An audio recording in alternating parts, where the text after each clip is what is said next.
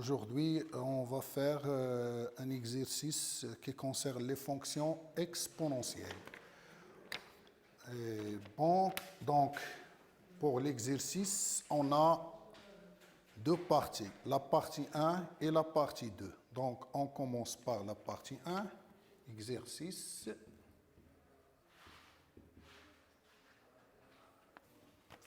Donc, partie 1.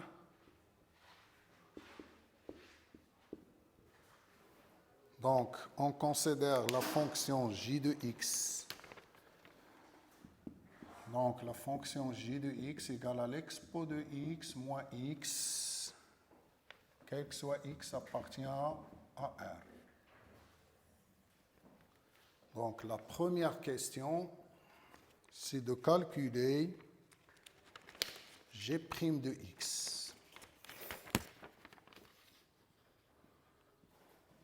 Calculons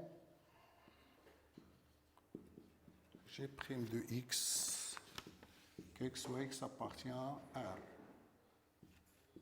Donc, déjà la fonction g, elle est dérivable comme somme de deux fonctions dérivées. Donc, on va calculer la dérivée. Quel que soit x appartient à R,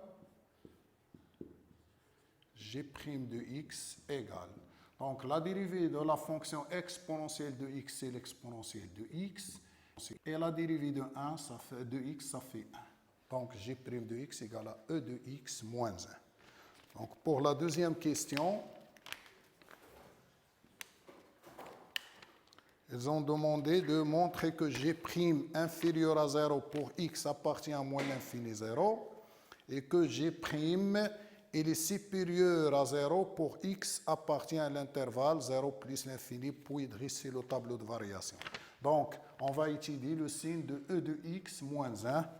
Donc, déjà, ils ont donné des intervalles. Alors, si x inférieur ou égal à 0 implique que e de x, parce que lorsqu'on a a inférieur à b, donc l'expo de a inférieur ou égal l'expo de b, parce que la fonction exponentielle est croissante. Donc, x inférieur ou égal à 0 implique que e de x inférieur ou égal e de 0. Donc, ça va donner e de x inférieur ou égal à 1, parce que e de 0, ça fait 1. Donc, ça va donner o de x moins 1 inférieur ou égal à 0, c'est-à-dire que g' de x inférieur ou égal à 0. Donc, si x appartient à l'intervalle moins l'infini 0, alors on a le résultat.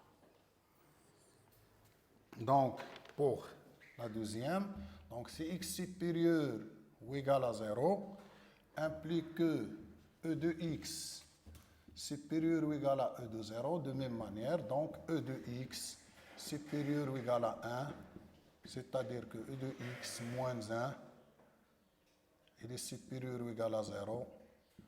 Donc, g' de x supérieur ou égal à 0.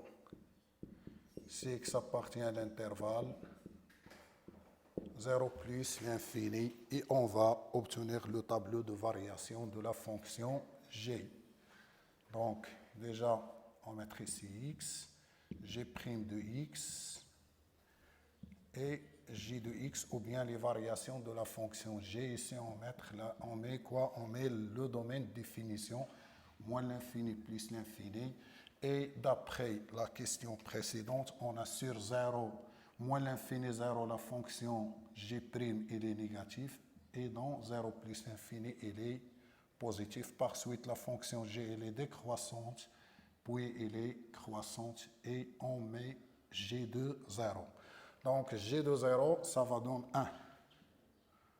Donc, 1, c'est quoi? C'est g de 0. G de 0 égale à 1. Pour obtenir g de 0, on remplace. Donc, les limites ne sont pas demandées. Donc, puis, ils ont dit, la question 3, on déduire que pour tout x appartient à R, on a e de x moins x supérieur à 0. Donc, troisièmement, donc, d'après le tableau de variation, la fonction g admet une valeur minimale, c'est 1, sur R total. Donc, ça signifie quoi? Ça signifie que g de x supérieur ou égal à 1, quel que soit x appartient à R. Donc, d'après le tableau de variation de G, on a 1 est une valeur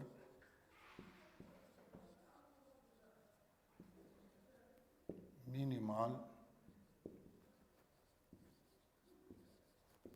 de G sur R. Donc, quel que soit x appartient à R, G de x supérieur ou égal à 1.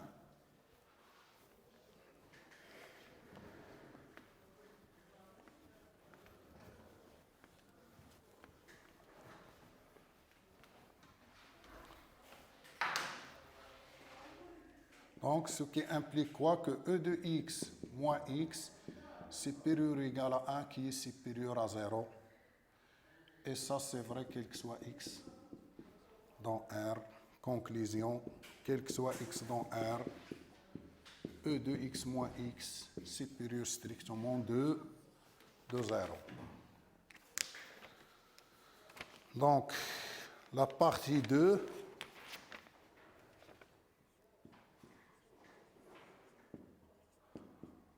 de l'exercice, ils ont considéré la fonction f de x égale e de x divisé par e de x moins x. Donc, la fonction définisseur. Ils ont demandé de montrer que le domaine de définition de la fonction f égale à R. Donc, x appartient à d de f. Le domaine de définition équivalent que x appartient à R et e de x moins x différent de 0. Donc, parce qu'on a une fraction, donc il faut que le dénominateur soit non nul. Donc, il faut que x moins, e de x moins x soit non nul. Et déjà, d'après la question 3, d'après 3, partie 1, on a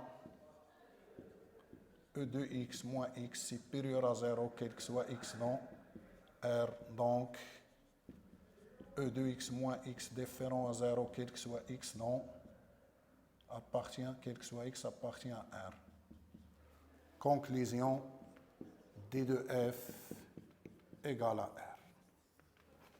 Voilà. Donc, pour la question 2a,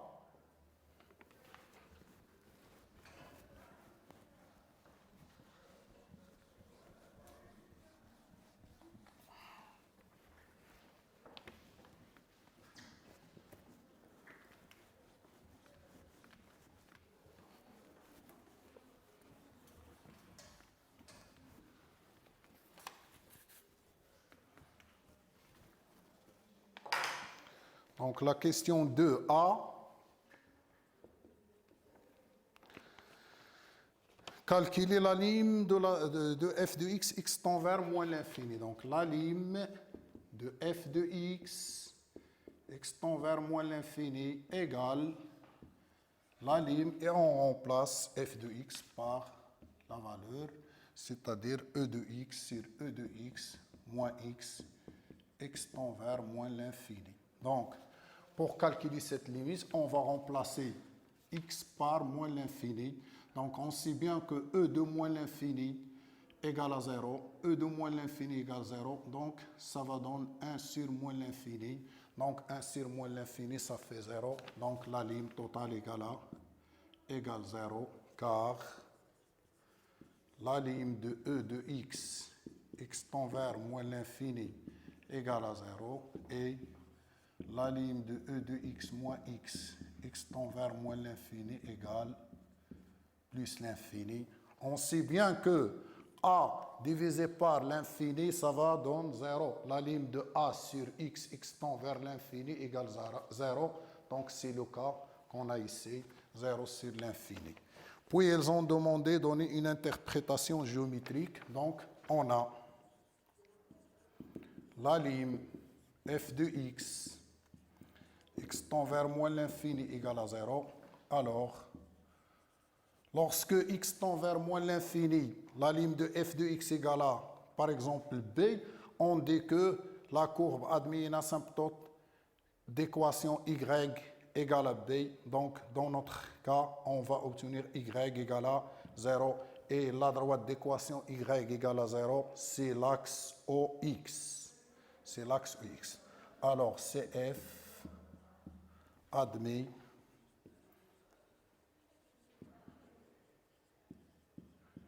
une asymptote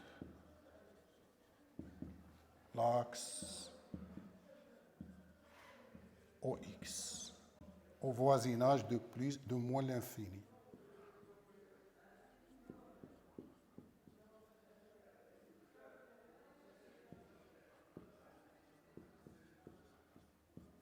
Ou bien la droite y égale à 0. Donc la question de B,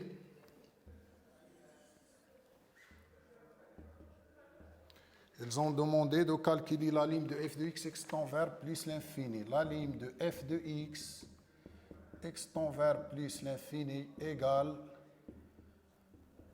la limite de e de x sur e de x moins x tend vers plus l'infini.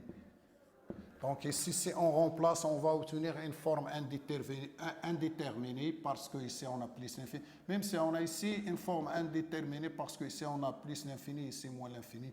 Donc il faut penser à factoriser par e de x. Donc ça fait e de x sur e de x facteur 1 moins x sur e de x. Donc x tend vers plus l'infini. On va simplifier par e de x, donc on obtient 1 sur 1 moins x sur, divisé par e de x tend vers plus l'infini. Et comme on a la ligne de e de x sur x, lorsque x tend vers plus l'infini égale plus l'infini, donc la ligne de x sur e de x tend vers plus l'infini égale 0. Donc, comme la ligne de e de x sur x, alors la limite de x sur e de x égale à 0. Donc notre limite égale à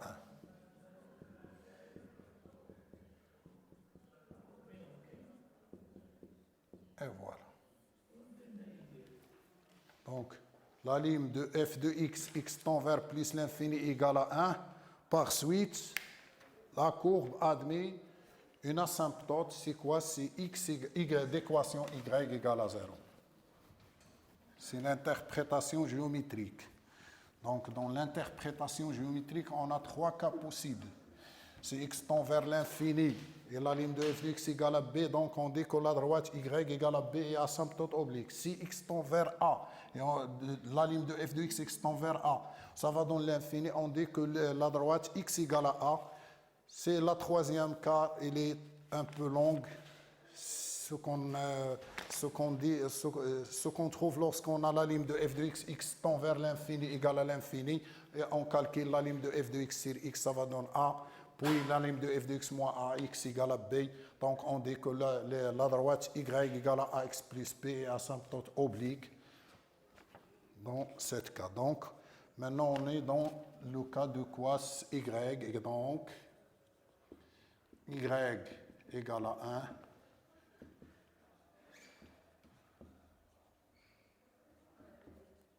C'est une asymptote de CF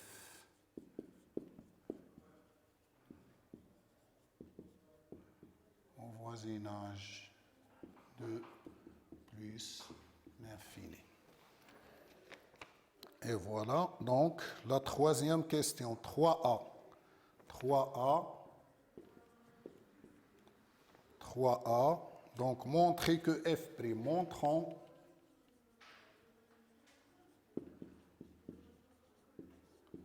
f' de x égale, montrer que f' de x égale 1 moins x facteur e de x divisé par e de x moins x le tout carré. Ça c'est vrai que x ou x appartient à R.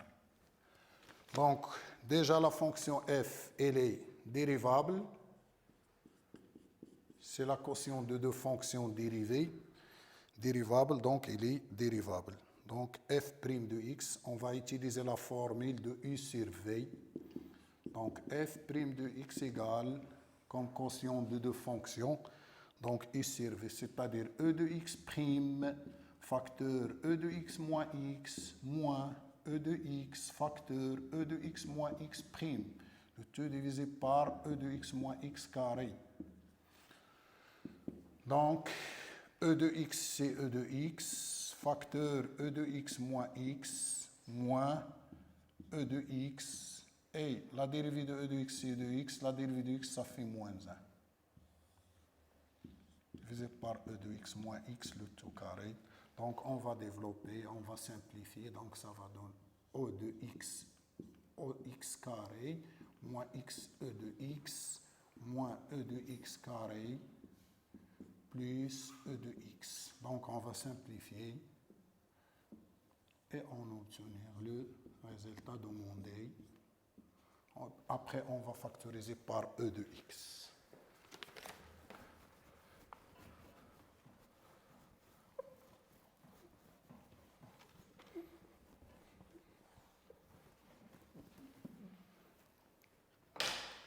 Donc, on va factoriser par e de x. Donc,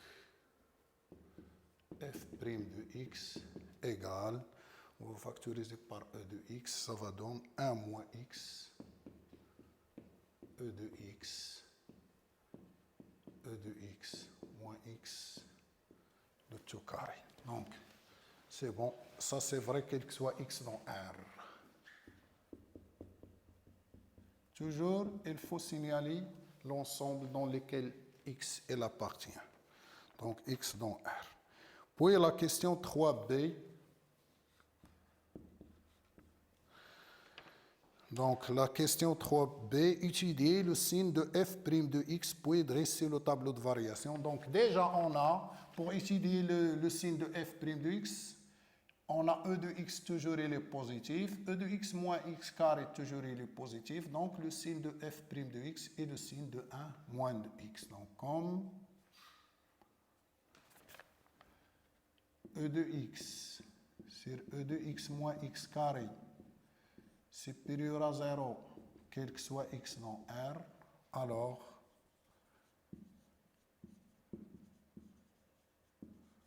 le signe de f' de x est le signe de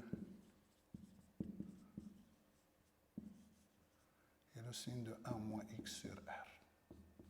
Donc 1 moins x, il s'annule 1, et par suite, on a le signe de 1 moins x moins l'infini plus l'infini, il s'annule en 1.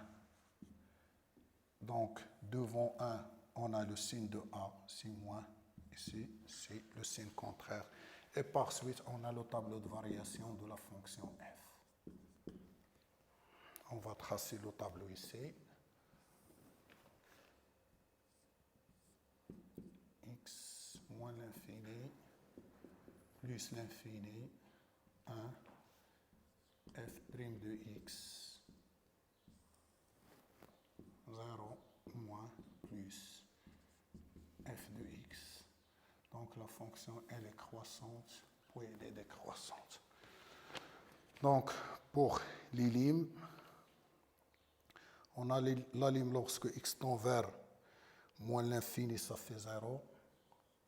Ou la lime lorsque x tend vers plus l'infini, ça fait 1. Et ici, on va calculer l'image de 1. Donc, ça fait e sur e moins 1. E sur e moins 1. Voilà, c'est ça le tableau de variation. Donc, puis on a la question 3c.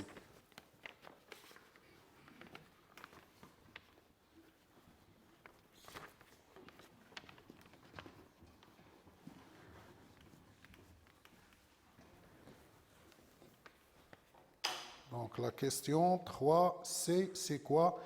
C'est donner une équation de la tangente. Donc l'équation de la tangente, 3c, on sait bien que l'équation de la tangente, il est de la forme y égale f' de x0, facteur x moins x0 plus f de x0.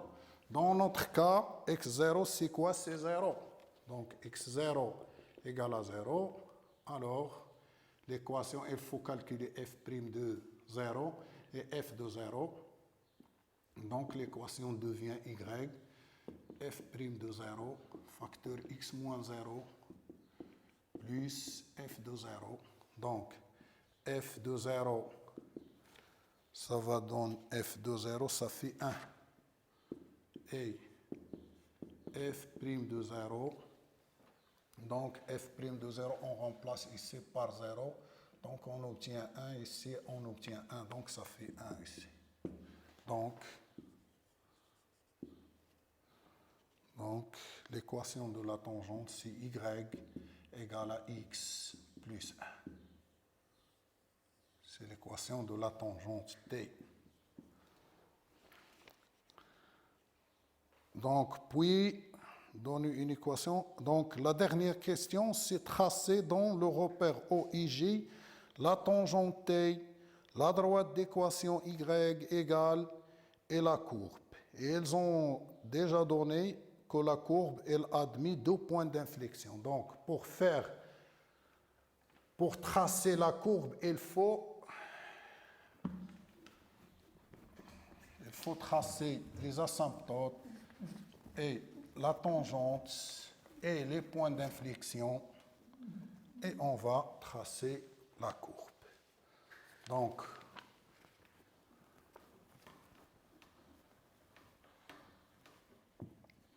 Donc l'équation de la tangente, c'est y égale à x plus 1. Et on a 2 asymptotes, c'est y égale à 0. Ce sont les asymptotes. Donc y égale à 0 et y égale à 1. Et on a dans le point 1, f de 1. Donc déjà, ils ont donné f de 1 à peu près égal à 1,6. Donc, on va tracer un repère.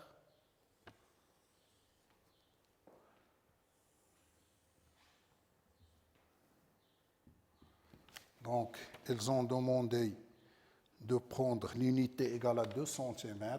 Donc, je vais essayer de faire à la main. Donc, 1, 2, 3, moins 1, moins 2, ainsi de suite. Ici, on a 1, 2, ainsi de suite. Donc, c'est l'unité, c'est I, c'est G, c'est on met X, Y, et on pose O. Donc, voilà. Si ça fait 1. Si ça fait 1. Donc, pour commencer, on trace la droite y égale à 0, c'est une asymptote. Donc, y égale à 0, c'est une asymptote au voisinage de moins l'infini. Toujours pour tracer la courbe, il faut garder le tableau de variation et les asymptotes et les tangentes. Donc, lorsque x tend vers moins l'infini, l'image c'est 0. Donc, c'est-à-dire que la droite, l'axe des abscisses, est une asymptote. Voilà. Voilà y égale à 0. On le trace seulement au voisinage de moins l'infini. Et on a dans le point 0, c'est la tangente au point 0, 1. Donc 0, c'est l'image d'IL 1. Donc pour tracer la tangente, on a 2 manières. Soit on prend le point 0, 1 et un autre point, c'est-à-dire on remplace x, on obtient y et on trace le point. Ou bien on va au point 0, 1 et on décale par 1 et 1. Pourquoi? Parce que le coefficient directeur est égal à 1. Donc ça fait 1, 1. Ou bien on met un autre point, on remplace x par 1, on obtient 2. C'est l'autre point. Et voilà notre tangente, elle est comme ça. Donc on trace notre tangente au voisinage de 0. Puis on a au point 1 f de 1, c'est une valeur maximale. La dérivée, elle s'annule, donc la courbe, elle admet au point 1, f de 1, elle admet quoi? Elle admet une tangente qui est parallèle à l'axe des abscisses parce que la dérivée, elle s'annule. Donc, 1, ils ont donné une valeur approchée pour l'image de 1, ça fait 1,6. À peu près, c'est ici qu'on va trouver l'image. Donc ici, on a une tangente qui est parallèle à quoi? Parallèle à l'axe des abscisses. Pourquoi? Parce que la dérivée, elle s'annule. Et après, au voisinage de plus l'infini, on a quoi? On a la courbe, elle est proche de 1, c'est-à-dire la droite y égale à 1. C'est cette droite-là, c'est une asymptote au voisinage de plus l'infini. Et voilà, si on trace les asymptotes, les tangentes, c'est simple d'obtenir la courbe. C'est-à-dire ici, lorsque x proche de l'infini, la courbe est proche de la droite. Donc, elle sera ici. Donc, et ils ont dit que la courbe, elle admet 2 points d'inflexion. La première point d'inflexion, c'était ici, au 0, 0, 1. Et comme la courbe ici admet une tangente, donc elle va comme ça. Et voilà. Donc elle va changer l'inflexion parce que ici, elle converge, elle est concave, puis il devient convexe. Ici, il est convexe, ici, il est concave. Parce que c'est un point d'inflexion. Elle va changer la concavité ici au point 0,1. Voilà. Elle va comme ça. Ici, c'est un point, c'est une valeur maximale. Donc, la courbe, elle devient comme ça. Après, la courbe, elle a un autre point d'inflexion qui son abscisse, il est compris entre 1,5 et 2. Donc 2, voilà 1,5. Voilà, on peut mettre K ici. C'est l'abscisse de K, XK. Donc le point K sera par exemple ici. Donc la courbe sera comme ça. Très bien. Et ici, elle va changer la convexité. Ou bien la concavité, c'est le point K. Et voilà notre courbe ici comme ça. Et ici, elle est comme ça. Elle voit vers le bas. Ici, elle voit vers le haut. Ici, elle voit vers le bas. Ici, elle est vers le haut. Et voilà notre courbe.